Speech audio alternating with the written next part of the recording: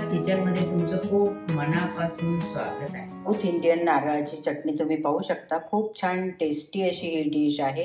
ही चटणी तुम्ही वडा, उत्तप्पा, डोसा, इडली आणि आप्पे कशासोबतही तुम्ही ही चटणी खाऊ शकता। खूप छान टेस्टी अशी ही चटणी बनते।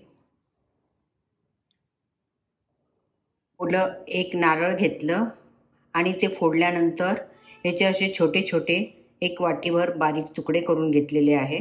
कढई ठेवलेली आहे आणि त्याच्यामध्ये अगदी थोडंसं तेल घालायचं आहे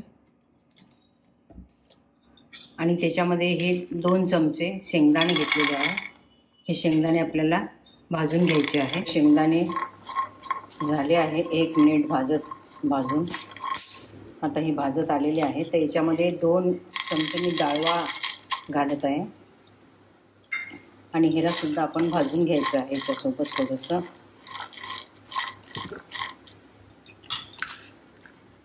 आणि याच्यामध्ये मी 5-6 हिरव्या मिरच्या घालत आहे। हे सुद्धा आपण थोडंसं याच्यामध्ये भाजून घेऊ। आल्याचे तुकडा घालत आहे। हे सुद्धा अगदी थोडंसं भाजून घ्यायचं, जास्त भाजायची काही गरज नाही आहे। आता आपण गॅस बंद करून घेऊ।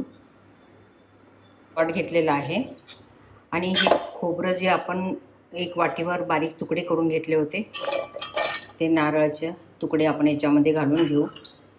आणि हे आता थंड झालेलं आहे भाजलेले मिश्रण, हे पण आपण पॉटमध्ये घालून घ्यायचं आहे। आणि त्याच्यानंतर ही थोडीशी कोथिंबीर आणि चवीनुसार मीठ घालायचं आहे।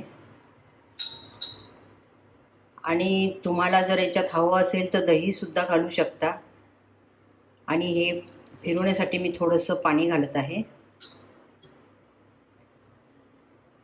नंतर आपण ह्याला मिक्सरला बारीक वाटून घ्यायचं आहे। मिक्सरला फिरवून झालेलं आहे, तुम्ही पाहू शकता। मस्त अशी चटणी झालेली आहे, पण खूप थिक झालेली आहे। मी याच्यामध्ये परत थोडंसं पाणी टाकून मिक्सरला फिरवून घेणार आहे। आता ही आपली चटणी रेडी आहे, तुम्ही पाहू शकता। खूप मस्त कलर आला आहे। आणि तुमच्याकडे जर शेंगदाणेचं पीठ असेल ते पीठ जरी टाकलं तरी चालेल। शेंगदाणे भाजायची वगैरे काही गरज नाही। एक तडका पॅन ठेवला आहे आणि त्याच्यामध्ये 3 चमचे मी तेल घातलेलं आहे आणि या तेलामध्ये मोहरी घालून घ्यायची आहे।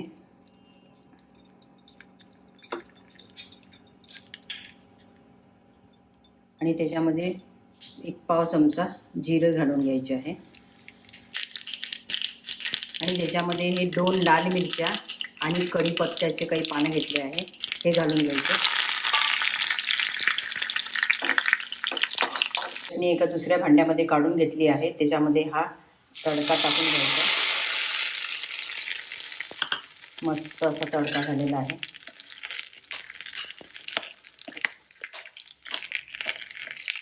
साऊथ इंडियन नारळाची चटणी तयार आहे, तुम्ही पाहू शकता। खूप छान टेस्टी अशी ही चटणी बनते, तुम्ही जरूर करून बघा। आणि तुम्हाला ही जर डिश आवडली तर जरूर लाईक, शेअर, सबस्क्राईब करा। सबस्क्राईब केल्यानंतर समोर बेल आयकॉन येते ते दाबा, म्हणजे माझी नवीन रेसिपी अपलोड झाल्यानंतर तुम्हाला लगेचच नोटिफिकेशन मिळेल अशी ही टेस्टी साऊथ इंडियन नारळाची चटणी।